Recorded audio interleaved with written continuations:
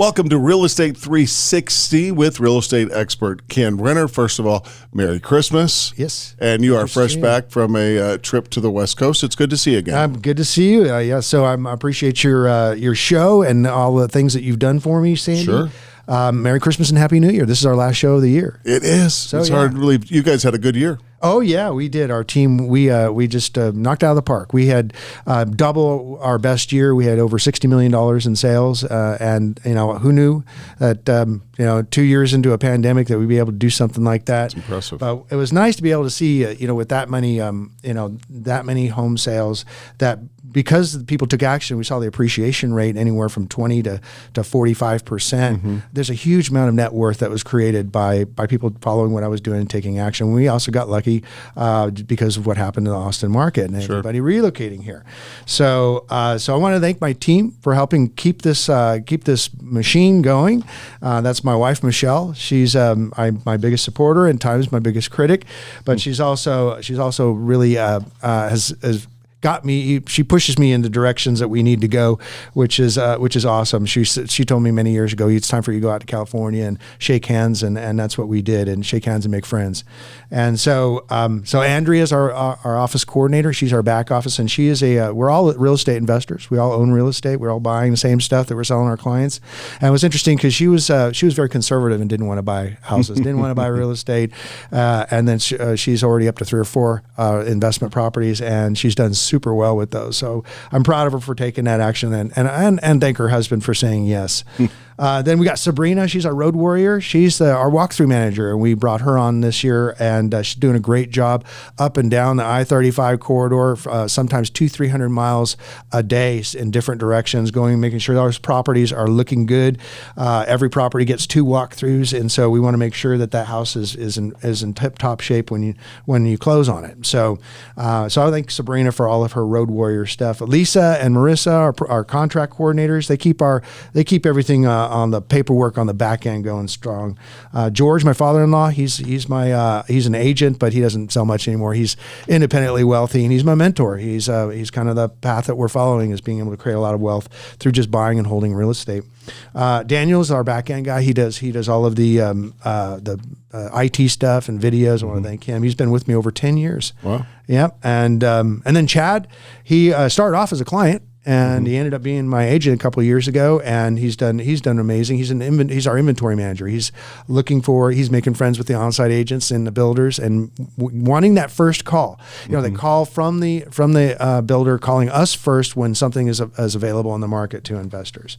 So taking a look at the stats for last year, we're looking at Austin's median price now $455. That's up 24% from last year at this time. That was things were just starting to super accelerate right about this time last year, where we're talking about people lining up, for days in advance trying to buy a house in Austin. But we're still, if you look at the bottom right hand corner, we're still only at 1 month supply. Yeah. And 1 month supply is extremely low supplies. But the good news is it's starting to loosen up. If you look a little closer, the previous year in November was 0.1 months supply. Yeah. That means there was less than a week of houses available in the Austin. I mean, we were down to like what, 500-600 homes available in a whole city of 2.2 million people. Right. So with the announcements of all the high tech companies moving and relocating, Apple, Facebook, Google, we know all those. Oracle moving their headquarters here. Tesla moving their headquarters here. All of them have $1 billion facilities, and then of course Taylor, Texas, Samsung. The big 800-pound gorilla is a $17 billion facility. Wow! I mean, you look at these Apple campuses that are $1 billion, and the Tesla building, it was $1 billion too.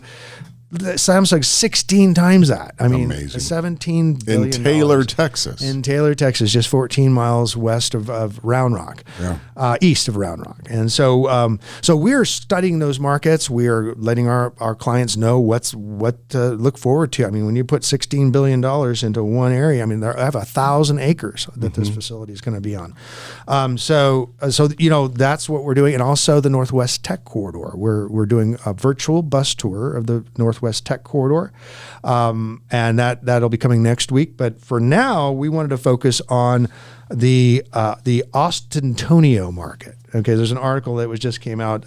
Is Austin and San Antonio getting closer to forming a metroplex that rivals DFW? So if you think about Dallas and Fort Worth, they were once separate towns, and then they got so big that they kind of came together. And what they're saying is that the corridor between San Antonio and Austin is going to become what they call a gigaplex. Yeah. It is the only obvious way for the cities to grow, and I-35 being the north-south corridor for the entire state, in fact, the nation. That's a no-brainer. So we spent several days, hundreds and hundreds of miles, combing through every subdivision that we could find that had homes available. We went from Kyle to Buda to San Marcos to New Braunfels. We checked out Seguin, Converse, all over San Antonio. And what we found was the prices were about half, about 60% of what you can get in Austin. Oh. But the rents were pretty much about the same price per square foot. So what we're seeing is people are making a flight to the suburbs. They're making a flight to affordability and availability, because Austin's still super tight market, 1 month supply. And a lot of people can't afford a medium price now house at $455 if they're only making $50, $60 a year. For instance, with talking about the Tesla facility, you're probably looking at the line workers there making maybe $50,000, $60,000 a year. They can't afford a medium price house unless there's two of them working, husband and wife. Right. But they can rent from us down in Kyle or Buda and San Marcos. These are only literally 25 minutes. There's a back road that takes you right up there, 25 minutes to the Tesla facility. Wow. So absolutely blowing up. So I have a virtual bus tour that we did, which is basically us. I took my video camera. We videotaped every model home that we were in, and you can get that from me. I just don't give it out in public on my website because people take that information and run with it and don't let us have the opportunity to sell. So this is you did all the legwork. Right. This is proprietary information. So I want to be in relationship with my clients first before I start giving them these secret places that we're buying, the absolute best deals. So the way to do that is to book an appointment with me. It's call Kenn with 2 N's.com. And that is my scheduler. And it's easy to if I book a 20-minute appointment, it'll ring us when the time comes. And then there's also an investor questionnaire that I'd like you to fill out, just 7 quick questions about where you're at on it. And so book that at callkenn.com, do the investor questionnaire so I can get to know you. Or if you're reloading, there's a reload button on there as well. We have a lot of people reloading in from the Bay Area and from Southern California, from LA. So we want to help you out. Get here. We want to help you out. We want to help you find the home of your dreams and your investment. Also want to encourage you, the other resources, this show, kensradio.com, and that's our show going back a couple of years. That's a playlist, kensradio.com, that has all these episodes. And they go back in chronological order. They're all meant to educate. As you know, you know a lot more about real estate than you did last year. That's true. I do. Yeah. So, it's not going to spend a whole lot of time on the counter cycles. You can see that in my presentation. But I wanted to express that this chart here with the counter cycles between Texas and California has helped a lot of people create a lot of wealth by watching their prices go up and then exchanging them into Texas and then even exchanging them back into California. There's a strategy. It's history. And so when you're looking at real estate, you want to study history and cycles because it's predictable and repeatable. Right. So now nobody knew we were going to do the hockey stick, like the hockey stick in appreciation that we had. I mean, but nobody knew there was going to be a pandemic either that drove people at a mass migration into Austin. But that happened, just accelerated the cycles. Okay, so I want to kind of give you in my Rich Dad, Poor Dad section of my presentation, I brought up this house that I was born in Lexington Lane in San Mateo, California in 1963 was when I was born. Oh, by the way, my birthday's this month, so I'll be turning 58. Oh. Yep, on December 20th. But my point is on this house that my dad should have kept because he only paid $17,000 for it back in 1963, is that this house went up, and as when I started going back out to California in 17 and 18, I said, look, there's going to be an adjustment in the market. I guarantee you there's going to be an adjustment. I don't know what it is. It could be, a big one. It could be a supply chain issue. It could be a bird flu. I was actually saying that out there, and something's going to happen. And look what happened. Bam, dropped the value of this house dropped $400,000 in the course of a couple months. Wow. Now it's gone back up because they have their own issues with the supply chain, so it's gone back up. But if you had sold it waited 2 or 3 months in 2019, 2018 when this drop happened, you would have lost $400,000. The next one here is also, this is in San Mateo as well. And you can see the little dollar sign. This is the house that Mr. Bill sold and bought 10 houses from me. Well, he bought 9 houses from me. He sold this one, 1031 exchanged it with no taxable liability at the time, and was able to roll it into 9 houses in Texas. But what you'll see is where that little dollar sign is. That's when we told him to sell it. And you can see, I already saw that the market started declining, and I told him, get out now. And certainly he did. He got lucky. He got 1.4 for that 1.42 for the house. So he's able to buy the 9 houses from us, tax deferred. And then look at it, dropped down to $1 million. The value dropped at $400,000. If he had waited a couple months, this guy's trying to retire. Right. This was his retirement. It would have evaporated. Wow. Now, granted, it went back up again, and that's good. That's why we study these things. And the reason for back up again is that there's just people aren't selling. You know, they're supply and demand. Supply and demand. Yeah, and so we're going to talk a little bit about that supply and demand, because it's what we look for, and this is an example. I own this house. I've had this house since 2005. This is an Avery Ranch on Dodge Cattle, and you can see the nice steady appreciation from 2012 all the way to 2020, and all of a sudden hockey stick, just doubled in value in a course of 18 months.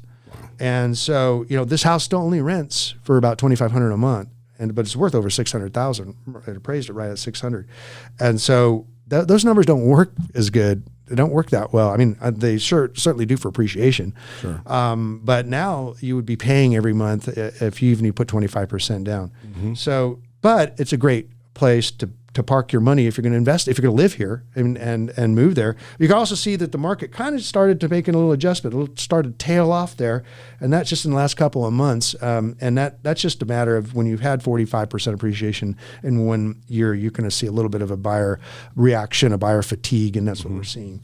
But then you go to our submarkets, and this is what I'm talking to my clients now, is that the San Antonio, Converse, New Braunfels, Taylor, Temple, Belton, everywhere, Jarrell, everywhere in between, Georgetown, Round Rock, all these areas, they didn't, the submarkets didn't have the hockey stick. You can see this house I own up in Temple.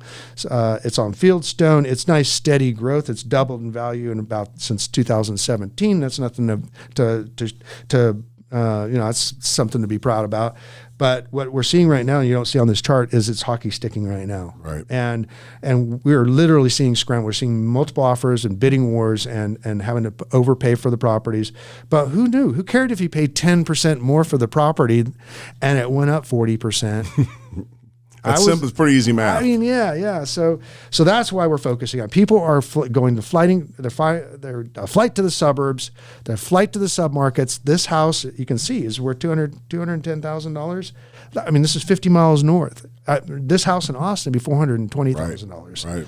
So people are willing to drive a little bit, and these are great little towns too. They are. That's what you're going to see. We are in these little towns because people still want conveniences, but they don't want to pay. They don't want to get stuck in the city traffic and the city crime that's going on. And people want to be more, especially the millennials. They don't mind being out in the suburbs and spreading their wings a little bit. Right. So, just thinking about the traffic and getting here even in the middle of the day. I mean, our traffic is the I-35 is the worst traffic in Texas. Yeah. Most deadliest road. It's right up there in the top of worst in America. Right, it is, and not much fixing it. So there's talks, but it's a long ways away. Nice is that we do have the toll road and we get around it. Yeah. So that's nice. So I want to kind of introduce our team again a little bit, just kind of our value add here. We're to trust. We pride ourselves in being trusted experts, advisors, mentors, and we hook people up with their networks of help that help do all the entire process. And I encourage you to go back a few podcasts on the playlist, and you'll hear more about our team. The millionaire real estate investor is who we want you to be, multi-millionaire real estate investor, and we put you right here in the middle, and then we build this team around you. This is a team that I've put together. Most brokers don't have a network of help like this. It took years and years to put together, and one of the big ones here is on the far upper right-hand corner, about 2 o'clock, is the builders. They're the ones with the inventory. The ones that can control the inventory, control the market. Literally the key to the castle. the key to the castle. So we are got a great reputation with the builders. We want to be their first call when something pops on the market or when a new section. Oftentimes you already are. They already, even today on the way here, we got a call says we've been working with you in the past. Why would I make a call anywhere else? This one just came back on the market, and we're ready to go ahead and move forward. Also, we want to be in the middle of the market, just under the median price is pretty much our target market. I like to stay below the median price, but not too low, because you can see some of the hassle factors go up, and the liquidity goes down, the appreciation's lower on these rundown properties. And for instance, I just had one on 9th Street in Taylor, Texas. It was built in 1950s, and we just had to replace the sewer system, $19,000 on a house that's worth about 125. Yeah. So that's why we like buying new or newer. Sure. I won't ignore the resales at all, but it seems to be what is working for us. Everybody likes new. The tenants like new. The investors like new because it's under warranty. Right. So it's worked out really well. We've, like I said, $60 million so far this year, and that's a lot of real estate. But the numbers have to work, and so here's an example of a pro forma that we send out when we do our property tours, and we send out particular properties. Always include a pro forma, which gives you the numbers. And this was almost a 6 cap, which is incredible for brand new construction. It's really hard to find that, and I'd be more than happy to go over how these numbers work with our clients. Also, I put this together recently. It's an equity calculator, and this is what makes things really exciting. People are going, well, it's not too exciting to put all this money up and only have $200 or $300 positive cash flow. I said, no, this is what you got to do. You got to look at what would happen if we just had a regular appreciation rate, which is about 7%. So even nationwide, it's about 7% historically. We've had 18 to 40% nationwide, Austin being the 40%er, 18% being San Antonio. Okay, still not bad, but even at 7%, if you put your minimum 25% down, in 3 years, you have 125% return on that initial investment. That's at 7%. That's the power of leverage and compounding. And so if you start using numbers like what we've seen, 20 and 30, you can plug these numbers in there, and it is it's the hockey stick. Right. And you take this and you multiply it by 10 properties or 20 properties. I mean, we're up to 13 properties. We're going to 20. We'll be there within a year or two, and beyond. It really becomes exponential. So that's what we do is we help build equity for long-term investment for people who are looking to build legacy and financial freedom. So. Let's take a look here. We're going to have a new investor bus tour, actual bus tour, probably first quarter of 2022. I've had dozens and dozens of bus tours, but now we're doing it virtually because we're still people don't want to get on airplanes. So I put together a playlist of videos that we did for every single subdivision that we hit from Kyle Buda all the way down into West San Antonio, hundreds of miles. And the bus tours, we're Chad, you can see there, he's our inventory manager. We're standing out in front of a trailer, which is where there's no lots, nothing's been built yet. This is where we want to be. You get the beginning of the subdivision, watch those prices go up. Historically, they always raise the prices as a subdivision gets built out. And so we always try to get in first phase or the first part of a phase. And that's where we were in South Austin when we took that picture. They'll take good care of you when you show up like that. Yeah. Then the next one is where we have the pulled up to a model home for the home builder with 22 people with their checkbooks ready to write. Even better. Become very popular. Yeah. And they kind of scratch their heads and say, what is he doing? And what kind of operation is he running? Well, I hope he comes back. Yeah, I hope he comes back. I remember we pulled up to Santa Rita Ranch when they were selling, and that's up in Liberty Hill where I live now. And we had the bus. And the lady that was supposed to help us out, she didn't know I had a bus of clients. I walked in there and she was with the client. So she goes, oh yeah, no, she can help you out. Her partner helped out, and she ended up a dozen sales that day. So, right. Yeah, you never know who's going to pull up at your front door. So, yeah, it's kind of cool on our bus tours, and like now we do them virtually, but we'll do live again as we were able to meet with in fact, this was 2 years ago this month, meet with the property manager. You see the property manager's down there talking about his business, and then next to him is our lender. One of our lenders, Sherry Eckert, was there to try to answer questions about everything that their roles. folks are. We also ran into our on-site agent. You can see we're all gathering around the on-site agent, and she answers all our questions. And in this community, she sold 10 homes on this tour. So good day for her. It's a good too. day for her. Yeah. So she's pretty happy. And guess who she calls first? I bet she calls you. Yeah. Yeah. And then, of course, we always like to have fun. That's our motto of our company, which is having fun, making dreams come true through real estate and home ownership. So part of the fun is stopping at the famous Texas barbecue joints. Yeah. And this one happens to be one of the top 10 in Texas is Schoaf's. So for those that are not vegetarians, we make sure that they're well fed on the trip. So if people want to reach out to you, what's the best way? It's Call Kenn is the scheduler for the appointment, and that's the best way to get a hold of me. Call Kenn. Kenn with 2 N's.com, and definitely review the kensradio.com. So that's this show going back in history. So call me, call Kenn.com, and I'll talk to you soon. We'll see you in 2022.